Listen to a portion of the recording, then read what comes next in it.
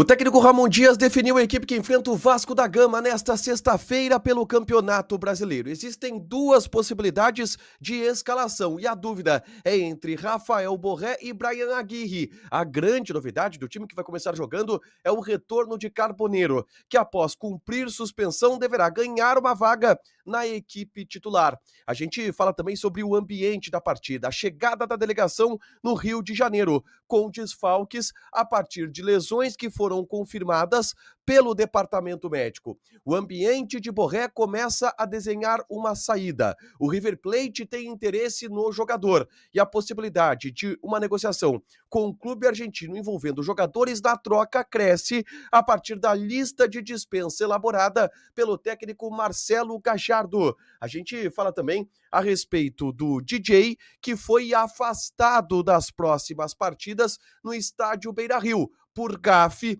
cometida no confronto contra a equipe do Santos. A atualização da briga contra o rebaixamento no Campeonato Brasileiro e a projeção para o confronto decisivo desta sexta-feira. Esse é o Diário do Inter KTO desta quinta, 27 de novembro de 2025.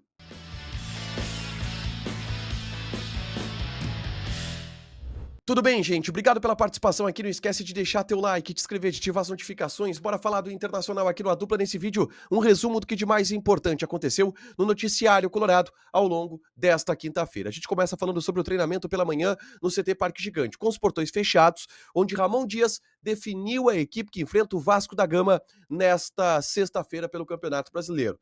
Nem preciso dizer da importância desse jogo. O Inter, se ganhar, coloca um pé na Série A do Campeonato Brasileiro do ano que vem, só precisando garantir matematicamente nos jogos que restam da competição. E para esse jogo, o Ramon Dias faz mistério em relação ao time titular e duas opções foram treinadas no CT Parque Gigante.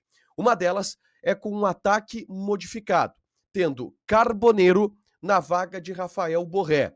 Desta forma, Alan Patrick seria um falso 9 com Carboneiro de um lado e Vitinho de outro. A escalação desta forma seria a repetição do time que enfrentou o Santos, começou jogando contra o Santos, com esta saída de Borré para a entrada de Carboneiro. Então o time com Rocher, Aguirre, Mercado, Vitão e Bernabei. O meio-campo de Thiago Maia, Bruno Gomes, Alan Rodrigues.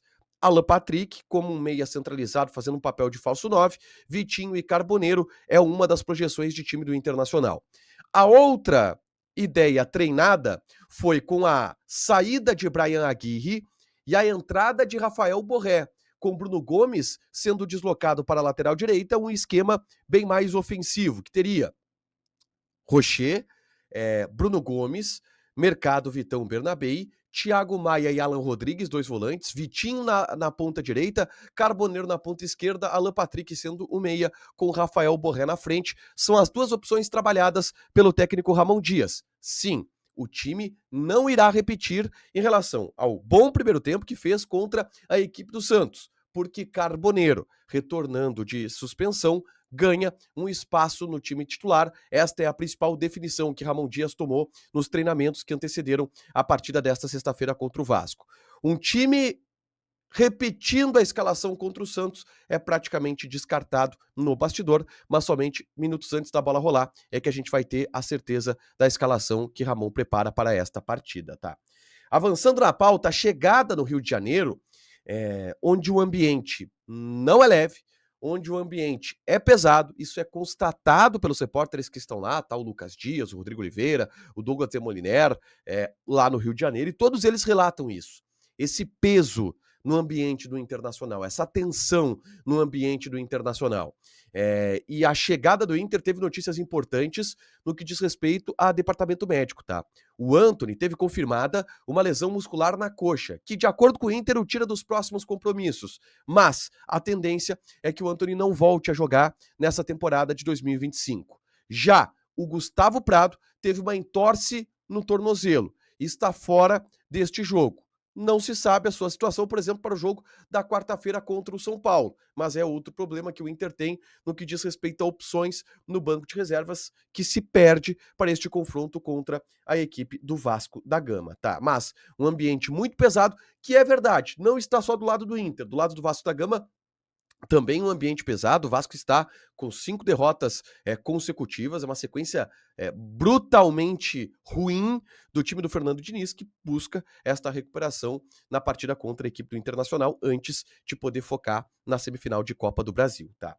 Avançando na pauta, na tarde desta quinta-feira, eu gravei um vídeo aqui no canal falando sobre Rafael Borré, que desperta o interesse do River Plate, o que pode abrir caminho para uma negociação envolvendo trocas de jogadores. A partir do momento em que o próprio River Plate tem uma lista de dispensa de jogadores que podem interessar ao Internacional. E eu trouxe essa lista no vídeo que eu gravei na tarde dessa quinta-feira. É só conferir aqui no canal e saber o que você acha a respeito da possibilidade do Inter fazer uma troca com o River Plate, mandando o Rafael Borré e tendo alguns jogadores aqui no estádio Beira-Rio. Próximo assunto é a polêmica do DJ, o DJ Xaropinho, que se manifestou nos últimos dias. Ele deu entrevista, por exemplo, para o Rafael Collin no Esporte e Companhia e abriu o jogo em relação ao que aconteceu no pré-jogo contra a equipe do Santos, tá? Ele teve uma repercussão muito negativa em função de uma música que ele colocou no pré-jogo, o Nós Vai Descer para BC. Muita gente, torcedores do Inter, acharam que pegou mal a música pelo momento do Internacional. E na entrevista para o Rafael Collin, o DJ Xaropinho deixou claro que é colorado, que não fez por mal e que aquela é simplesmente uma música que tá no setup dele, nas festas que ele toca, Rio Grande do Sul afora. Ele relatou ainda que houve uma orientação por parte da direção do Internacional apenas de não tocar músicas de artistas identificados com o Grêmio, Humberto Gessinger, Vitor Clay, músicos que são identificados com o rival, mas que ele não percebeu a gafe que seria colocar aquela música.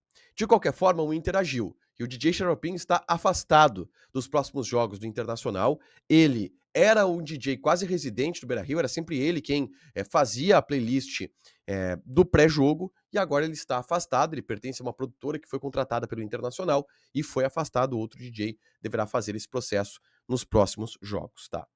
Por último, eu preciso falar sobre o patrocínio master do Internacional, que tem uma polêmica envolvendo o rival, o Grêmio. O Grêmio está rescindindo ou querendo rescindir o seu contrato com a Alfa.